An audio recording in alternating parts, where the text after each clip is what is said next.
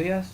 Hoy voy a estar tratando un tema muy importante en la hidroquímica, que es los cálculos de balance de carga o error de medición.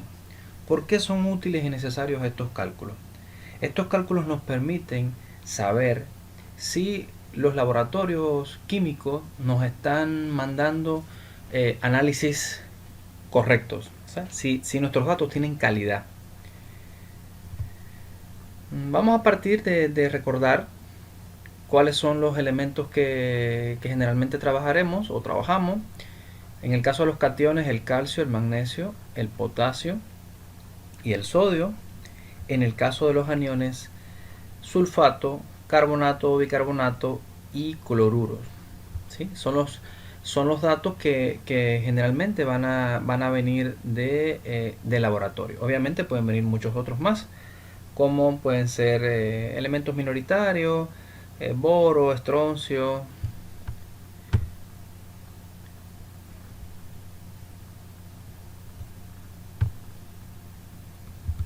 Muy buenos días a todos. Hoy voy a estarme refiriendo a un tema muy importante en la hidroquímica, que son los cálculos de balance de carga o error de medición. ¿Por qué son importantes? Porque nos permiten saber si los laboratorios nos están enviando datos correctos y análisis de calidad. Partimos nuevamente de cuáles son los elementos mayoritarios y más importantes para nosotros. Pues el calcio, el magnesio, el potasio y el sodio como cationes, y como aniones el sulfato, carbonato, bicarbonato y los cloruros.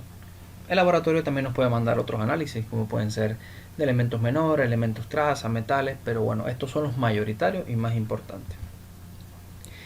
Bueno, el balance de carga, fíjense que, o error de medición, es una expresión que tiene en cuenta la sumatoria de los cationes menos la sumatoria de los aniones sobre la sumatoria de los cationes más la sumatoria de los aniones. Estos datos, cationes y aniones, van a estar expresados en miliequivalentes por litro. Y más adelante les voy a estar explicando cómo se hace esa conversión. Este resultado se expresa en por ciento. Aquí lo vemos.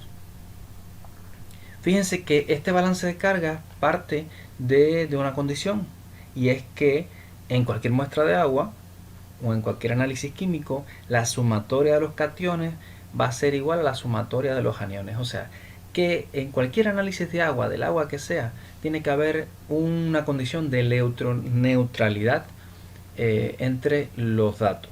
¿Ok? Entonces,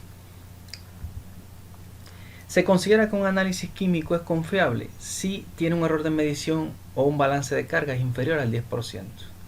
Eso quiere decir que si cuando nosotros hacemos este cálculo nos da superior al 10%, entonces tenemos que recurrir otra vez al laboratorio y decirle, ¿sabes qué? Tu análisis es incorrecto. Algo pasó, algo está mal.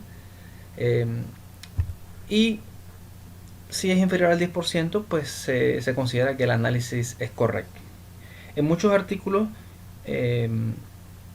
quizás con truco, muchas personas o investigadores no publican los balances de carga. ¿Por qué? Porque a veces le da 20%, 25% y eso quiere decir que algo falló. Pero muchas revistas de prestigio te exigen que tú muestres una columna con el balance de carga de tus datos químicos. Nuevamente, el reporte de laboratorio o la data que viene del laboratorio generalmente debe venir en miligramos por litro. Recuerden que un miligramo por litro es lo mismo que un ppm, que es lo mismo que un miligramo por kilogramo. Por tanto, pueden enviártelo en cualquiera de estas unidades, pero lo más conveniente es que lo manden en miligramos por litro. Primer paso para el cálculo. Hay que convertir los datos de miligramos por litro a milimoles por litro. Es muy sencillo. Esto va a ser igual a los miligramos por litro dividido entre el peso molecular de cada elemento. El peso molecular de cada elemento está muy claro en internet. Si ponemos el peso molecular del sulfato, te dice que es 96, de los cloruros, que es 35. Entonces, pues se busca directamente en internet, aunque también está este calculador de peso molecular que está disponible en este link que les dejo, Y fíjense que si uno pone aquí la fórmula química, cloro, automáticamente él te va a decir 35.45 gramos por mol. Entonces, pues nada, los miligramos por litro que vinieron del laboratorio para el cloruro versus el peso molecular del cloruro. Los miligramos por litro del sulfato entre el peso molecular del sulfato. Los miligramos por litro del calcio entre el peso molecular del calcio. O sea, así se va a hacer para cada uno de los elementos mayoritarios. ¿Ok? Bien. Segundo paso. Eso que ya está en milimoles lo vamos a convertir a miliequivalentes por litro. Por tanto, concentración en miliequivalentes por litro va a ser igual a los milimoles calculados en el paso 1 por la carga iónica. Y la carga ya también está en internet, muchas tablas que nos dicen cuáles son las cargas por elemento. Aquí los más importantes, miren, por ejemplo, para los elementos mayoritarios, magnesio 2 más, calcio 2 más, sodio 1 más, potasio 1 más. Para el caso de los aniones, cloruro 1 menos. Bueno, aquí no veo el sulfato. Ok, sulfato 2 menos. 2 menos. Bicarbonato. Bicarbonato no aparece, pero bicarbonato es 1 menos. Ok. El cálculo se puede realizar en Excel de forma fácil y rápida. Fíjense, aquí por ejemplo tenemos la muestra, supongamos que tenemos 10 muestras. Bueno, con la primera muestra, calcio, magnesio, sodio, potasio, los cationes, bicarbonato, sulfato, cloruro. Aquí también incluyeron el sílice, esto es un dato adicional. Y lo que se hace es, bueno, aquí abajo están los miligramos por litro que vienen del laboratorio y el peso molecular 40.08, 24.31, esto tomado de internet o tomado del sitio que les dije, ¿sí? Entonces, pues así se acomoda: peso molecular, milimoles y miliequivalentes, paso 1, paso 2. Esto entre esto me va a dar esto, y así sucesivamente. Miligramos entre el peso molecular me va a dar los milimoles, y los milimoles por la carga de cada uno de los elementos analizados me va a dar los miliequivalentes.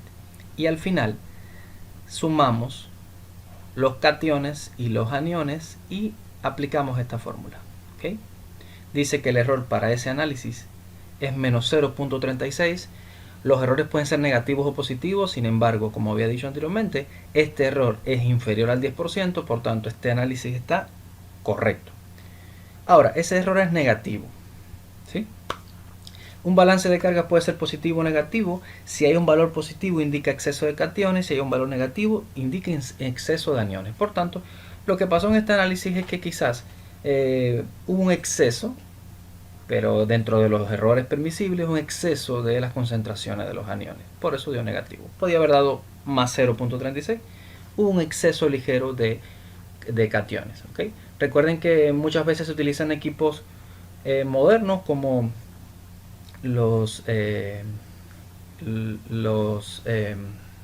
digamos que ICP y masas espectrométricos, pero a veces cada uno de estos elementos se hace por separado, depende del tipo de laboratorio, la calidad del equipo, la precisión, exactitud de la medición.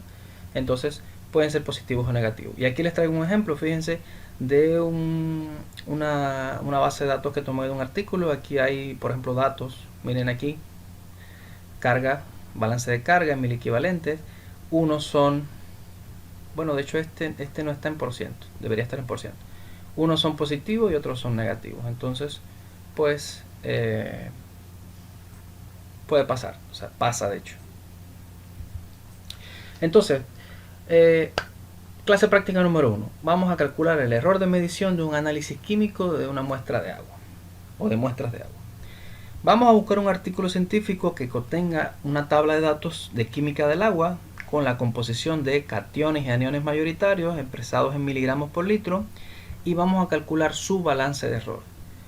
No menos de 10 muestras. ¿Ok?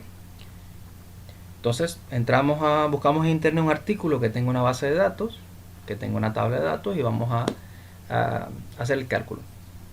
Enviar por correo un documento Excel, bueno, pongo dos, con 3 páginas en realidad.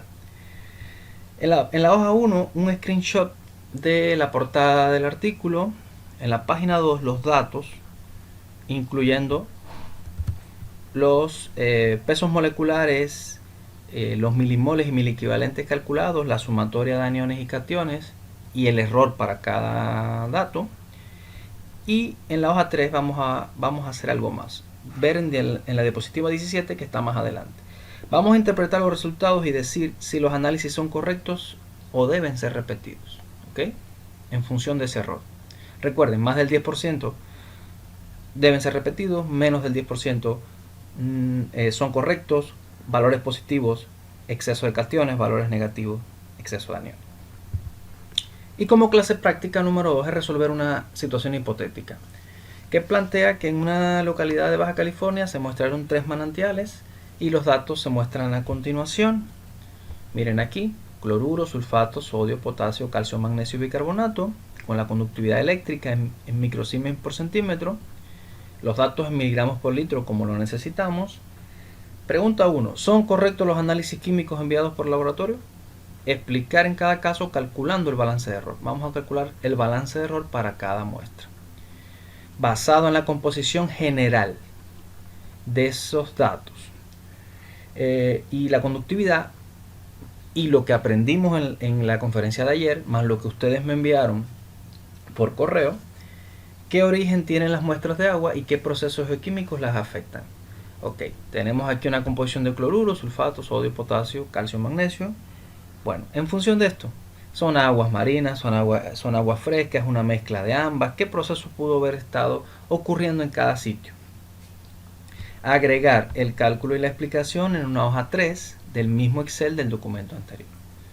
Entonces va a ser un Excel con 3 hojas para los dos problemas, ¿ok?